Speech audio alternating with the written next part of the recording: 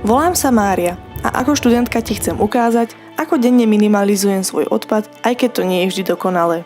Mnoho ľudí zastáva názor, že jednotlivec toľko nezaváži ako systémové zmeny. No ak sa každý z nás rozhodne zmeniť čo i len jeden svoj návyk, rozdiel v množstve odpadu bude veľký. Vždy nosím pri sebe vlastný to-go pohárik. Vyrobila som si ho zo skleneného pohára na jogurt a z látkového návleku na fľašu. Vo viacerých kaviarniach mi ho za originalitu aj pochválili. K nemu si pribaľujem aj menší príbor, aby som si nemusela v gastroprevádzkach brať ten jednorázový. Sklenené poháre využívam aj v kúpeľni na zubné kefky alebo so sebou na sušené ovocie a oriešky. Do obchodov si nosím aj vlastné vrecúška na pečivo, ovocie či zeleninu. Niektoré potraviny žiaden obal ani nepotrebujú. Pred snidávky, kečup, horčicu, med či olivy preferujem v skle, aj keď sa dajú zohnať v plastovom jednorázovom obale. Namiesto vreckového čaju pijem sypaný. Okná leštím s handrou a vodou a nie s jednorázovými utierkami a prípravkami. Výsledok je úplne rovnaký a odpadu je výrazne menej.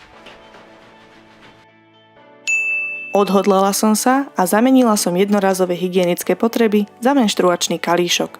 Toto sú moje malé zmeny a zaujímalo ma, ako svoj odpad minimalizujú aj inde. Preto som na festivale Pohoda zastavila pár ľudí, aby mi o svojich spôsoboch povedali viac. V prvom rade si neberiem sáčky, keď chodím do obchodov a beriem si zeleninu alebo ovocie, maximálne mám svoje.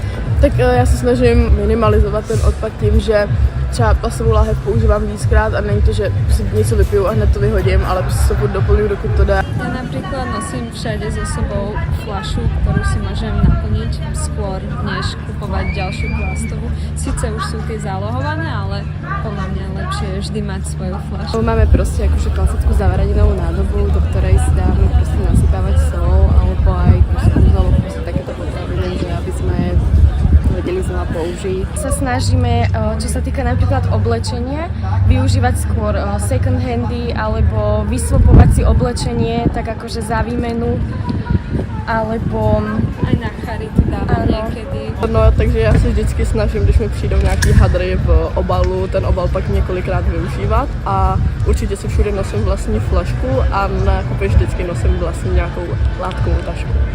Tak ste to počuli. Je to jednoduché a okrem malého zamyslenia nás to nič nestojí. Aj nedokonalé maličkosti v našich životoch majú zmysel, ak ich bude robiť veľa ľudí.